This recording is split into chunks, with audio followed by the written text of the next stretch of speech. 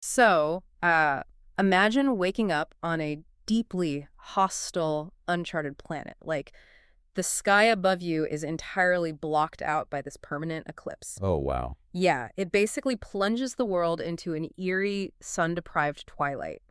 And the architecture surrounding you, it looks like, an H.R. Geiger painting. Right, that really unsettling biomechanical look. Exactly. It's this landscape that feels like it's actively rejecting your presence. You take a few steps, you encounter a swarm of terrifying otherworldly creatures, and, well, despite your best efforts, you are brutally overwhelmed. You die. Just completely crushed. Right. But instead of a game over screen, your character gasps awake back at the landing zone, and they fully remember the agonizing death they just experienced, and they realize they have to do it all over again. Which is such a brutal realization. It really is. So today's deep dive is venturing into the cosmic nightmare of Saros, which is a highly anticipated new PS5 release from developer Housemarque. We're pulling from a fresh, really in-depth review of the game, and our mission today is to examine how this sci-fi third-person shooter takes the familiar, run-and-die structure of the roguelite and basically uses it to construct a massive cinematic horror narrative. It is honestly a fascinating subversion of genre expectations. Right. Because when you boot up a traditional run-based game, you're generally accepting a very specific contract with the developers, Right, like you're giving up one thing for another. Exactly. You are trading narrative depth for mechanical replayability.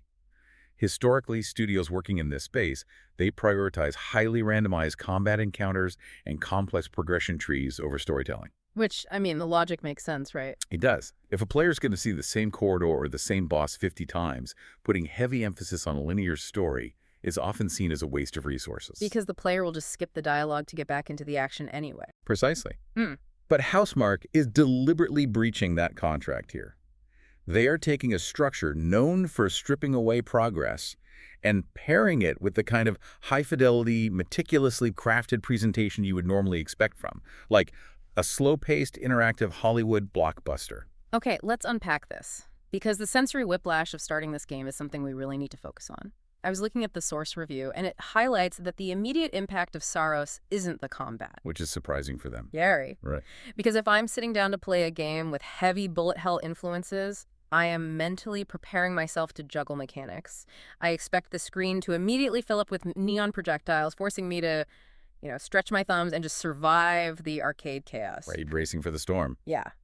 But the review explicitly notes that before the heavy combat even begins, you are hit with this overwhelming environmental atmosphere. The visual and auditory design is just aggressively front and center.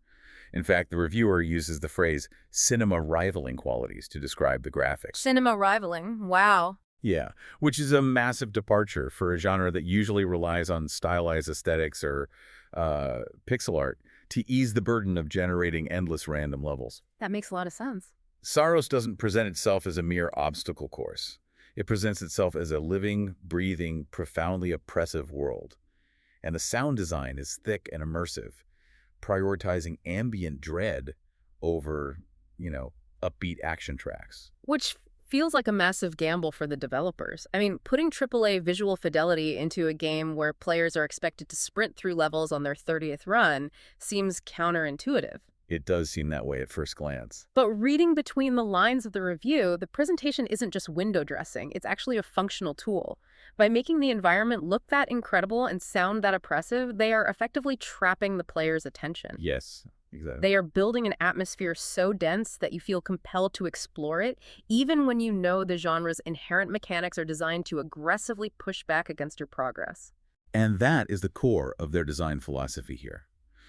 The eye-popping visuals serve as the hook. Housemarque needs you to care about the world before they start punishing you with the combat. Right, because if the world feels cheap, then your deaths feel cheap and disposable too. By investing so heavily in a meticulously art-directed landscape, they elevate the stakes of every single run. You aren't just trying to beat a high score, you are trying to survive a tangible, hostile reality. Yeah, and if a studio is going to spend that much time and energy crafting a stunning cinematic environment, they can't just populate it with generic lore. The narrative weight basically has to match the visual weight. Absolutely. And the world building we have here sounds incredibly compelling. So we are introduced to the protagonist, this elite soldier named Arjun Devraj, The source material makes a very specific point to praise the performance by actor Rahul Kohli. Which is such a huge asset for the game. It really is, and it tells me the developers understand the need for a grounded emotional anchor. Well, having a strong central performance is vital when the gameplay loop is inherently repetitive. Arjun isn't a silent protagonist, right? He's not just a blank slate. No, he's got a real personality and drive. Exactly. He is a defined character with a specific mission. He's investigating the sudden disappearance of a mining colony on a remote, monster-infested planet. Which, I mean, it begins as a relatively standard sci-fi trope, the lone soldier investigating a distress beacon, but the narrative quickly pivots into something much darker and, frankly, more psychological. It does. Here's where it gets really interesting. The pivot happens with what the review calls a sun-obscuring event. A planetary eclipse kicks in and fundamentally changes the reality of the game. It just completely alters the tone. Yeah, it takes a terrifying sci-fi rescue mission and plunges it into outright horror. The environment becomes this sanity-decaying, literal hellscape. And the reviewer draws some very deliberate comparisons to frame the tone of this eclipse. They liken the atmosphere to classic films like Alien and The Thing, as well as, the unsettling biomechanical art of H.R. Geiger that we mentioned earlier. Which is high praise. Very high praise. And these references are incredibly informative, because when you invoke The Thing, you are talking about deep paranoid isolation. Oh, for sure. And when you invoke Geiger, you are talking about environments that blur the line between the organic and the mechanical.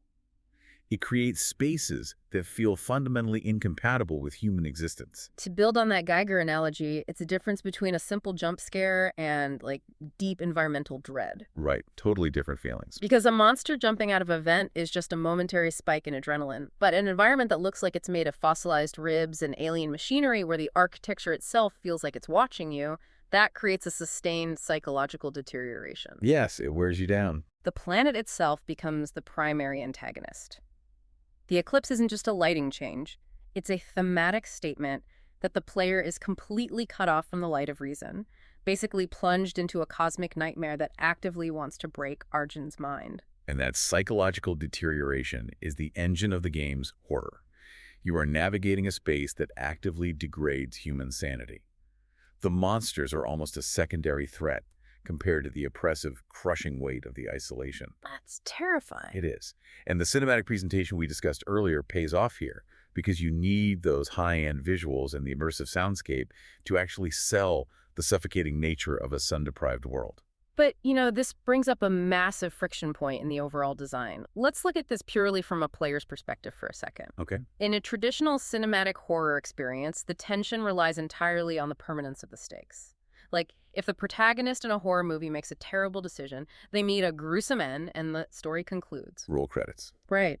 However, Saros is built on a structure where death is a prerequisite.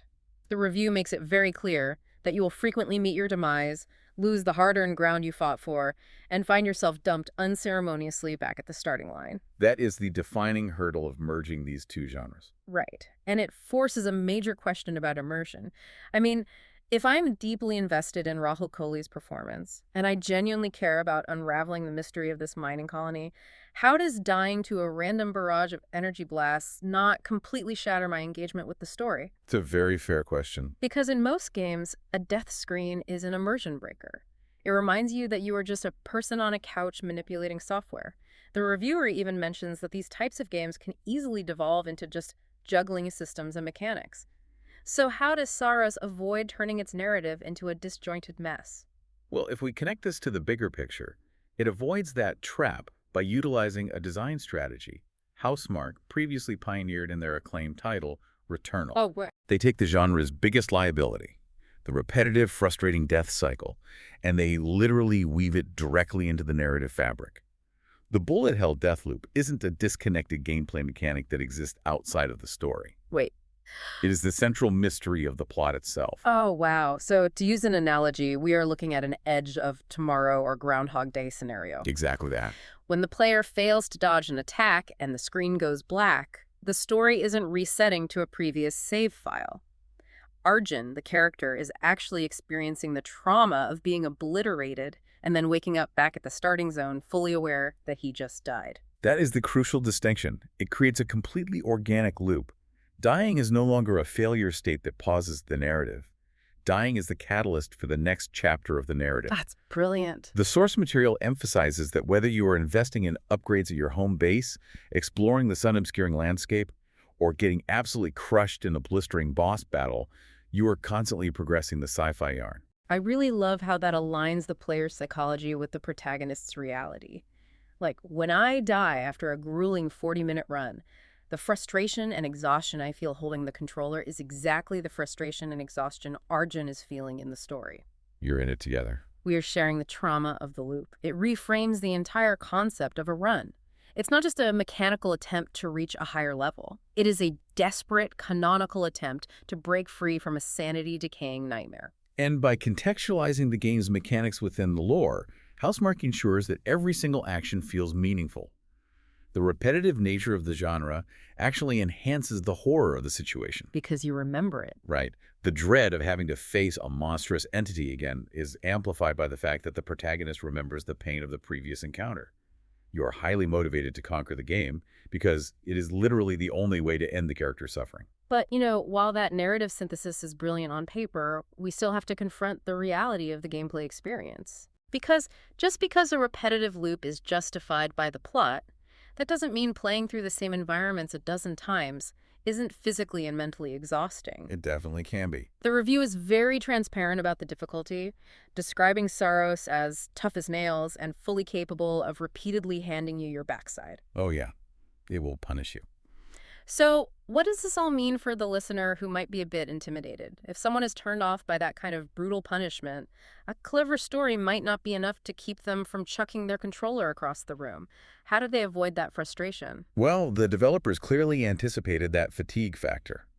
They understood that a cinematic narrative is useless if the vast majority of players become too frustrated to ever actually see the conclusion. Right, you want people to finish the story. Exactly. So to address this, the review points out that Saros implements significant quality-of-life features that evolve the standard formula. It makes it far more accessible than many of its peers, deliberately targeting the tedium and the grind. How exactly are they mitigating that grind? Because usually in these games, you start with nothing, you scavenge for temporary items, and if you die, you lose your entire inventory. They mitigate it primarily through permanent upgrade paths. So while you will undoubtedly lose temporary buffs or specific weapons when you die, the time you spend in the loop is never entirely wasted. Oh, that's a relief. Your investments compound. You are continually building a permanent baseline of strength, basically fortifying Arjun's armor and arsenal against the cosmic horror. You feel noticeably more capable with each successive attempt.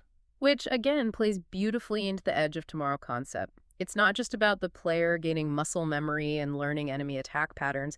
It's about the character retaining literal assets and physical enhancements across lifetimes. Exactly. But the review mentions a second accessibility feature that I find even more surprising. It says the game gives you the ability to skip completed areas. Yeah. That is arguably the most significant paradigm shift in the game's design. Let's analyze how that fundamentally changes the genre's mechanics. Because in a standard run-based game, the early levels serve as a mandatory farming phase. You have to do them. Right. Even if you've mastered the first biome, you still have to play through it every single time just to accumulate enough health and currency to survive the later, harder biomes. So, if Saros lets you bypass the areas you've already beaten, how does it keep you from arriving at the next boss completely underleveled and helpless? The permanent upgrade paths we just discussed are the mechanism that makes skipping viable. Because you are constantly elevating your baseline power, you don't need to rely solely on the temporary health drops or currency found in the early level. Oh, I see. Your permanent arsenal eventually reaches a point where it can handle the mid-game challenges right out of the gate. The game respects the player's time. It removes the obligation to slog through 30 minutes of easy encounters just to get another 2-minute attempt at the difficult boss that previously defeated you. The psychological relief of that feature just cannot be overstated. The dread of the grind is usually what causes players to abandon these games.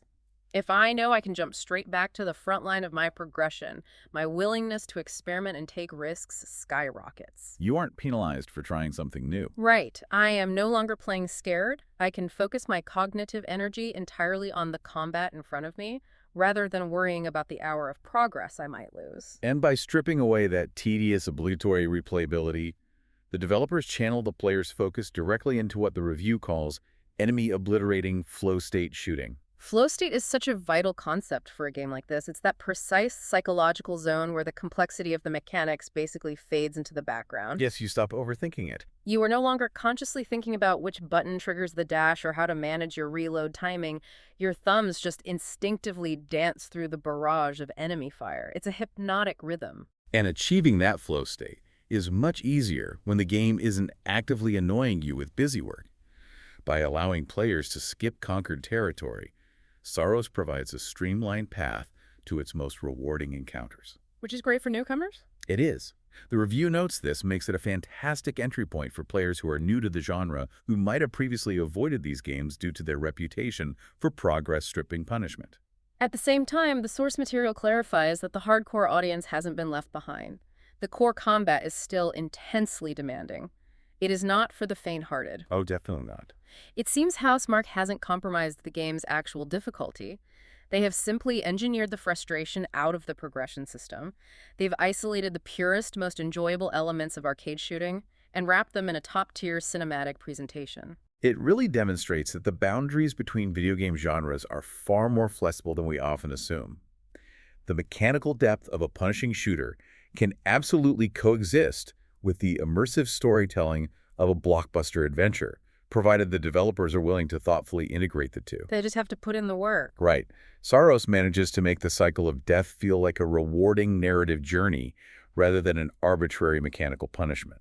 It's a remarkable achievement in game design. We set out today to understand how this PS5 title turns a notoriously brutal genre upside down, and the answer really lies in its deep respect for the player's experience. I agree completely. By using the death loop as a narrative engine to drive a compelling mystery, and heavily investing in a sanity-decaying atmosphere, and providing the quality-of-life tools necessary to skip the grind, it offers a terrifying but deeply respectful challenge.